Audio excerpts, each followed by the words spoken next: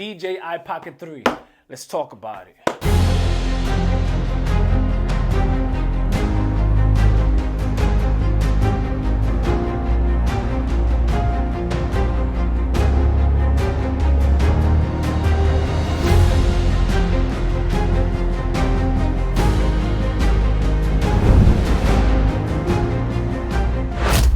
Look how cute. This, to me, in my opinion, is probably the best camera of 2024. I wasn't even on the market to look for a new camera. I accidentally stumbled across this camera through Google. It was on one of the articles. The camera itself, the design, caught my eye. So I clicked it, I read about it. Then I went on to YouTube and I started watching other people talk about this camera. And when I started seeing the features that this camera had, I said, okay, I want to get it. When I was comparing what this does and what my Sony does, is basically the same thing. This actually had features on it that made me want to get this and use it over my Sony ZV-1, which I'm using right now to record this. And yes, you should definitely get it, but let me explain who should get it. If you're somebody that likes to be discreet, if you're somebody that likes things to be simple and for things to be easy to use and maneuver around, if you're somebody that likes to take your equipment on the go and not have to take so many things, if you like saving space, if you like long battery life and fast charging, and if you like quality and efficiency, this camera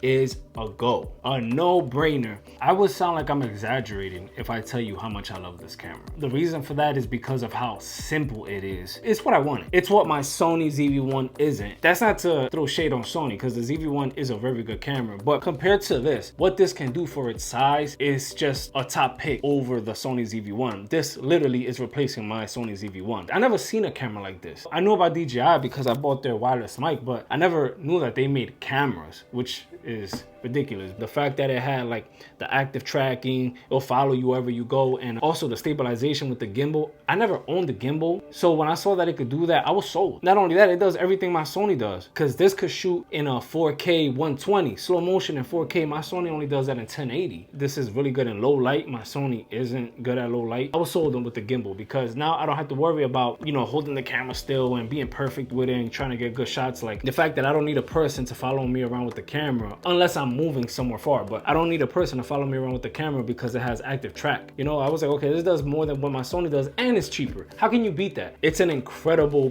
piece of technology. It really is. It has a long battery life. I think it's like 166 minutes. It also has fast charging. That's another thing I was sold on. It's easier to maneuver. It's easier to put in my gym bag and take it out and record and just put it back in. This camera is great for beginners. I personally don't have any complaints. I've seen other people talk about two things that I can name off the top of my head right now. I've seen people talk about the gimbal itself, the head of the camera, that maybe they should do something with it so it won't be so exposed and basically high risk of it getting messed up because you may drop it or may hit something. But it's never going to be 100% perfect because that's not how life works. You know, it's a give and take. You're going to have good and you're going to have bad. And for everything this camera has, it's okay if the gimbal is exposed, because regardless of what camera you have, I would think that you would be careful with it to not drop it. Another thing that people complain about is the memory card, because it's very tiny. I don't know if you can see it. Let's see if you can see it.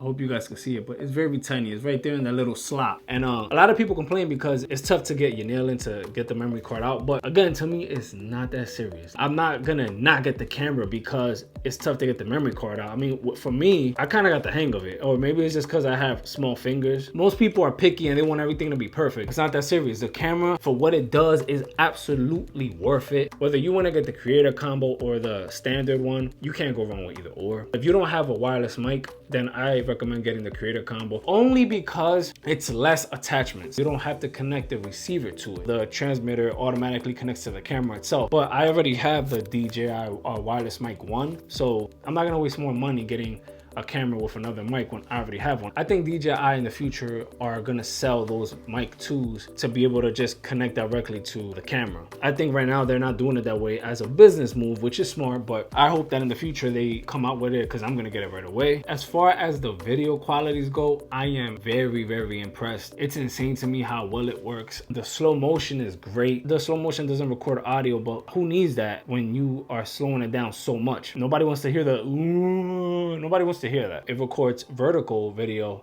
in 3K, but there is a way to go around that. All you gotta do is flip the camera sideways until the head ends up going vertical. You could basically bypass the camera switching to 3K and you can shoot vertical in 4K. However, you're not gonna be able to use like the active tracking. You basically have to maneuver the camera the whole time because now it kind of becomes like disabled. So most of the functions don't work like that, but you can still get good 4K footage. So right now, as you can see, I'm recording on both cameras. I got the Sony ZV-1 over there, and right here I got the DJI Pocket 3, and I want you guys to see if there's a difference. As a matter of fact, this is new to me. I actually haven't tried this, so when I put this in Final Cut, I'm gonna see the difference, if there's actually a big difference. I'm gonna turn on the active track so you guys can see. I'm amazed by this feature. This feature to me is crazy. I love this purchase that I made. I think it couldn't have been a better purchase. You guys cannot go wrong with this camera. I think you guys will really enjoy it regardless of what content you're creating. I don't think you guys are gonna be disappointed.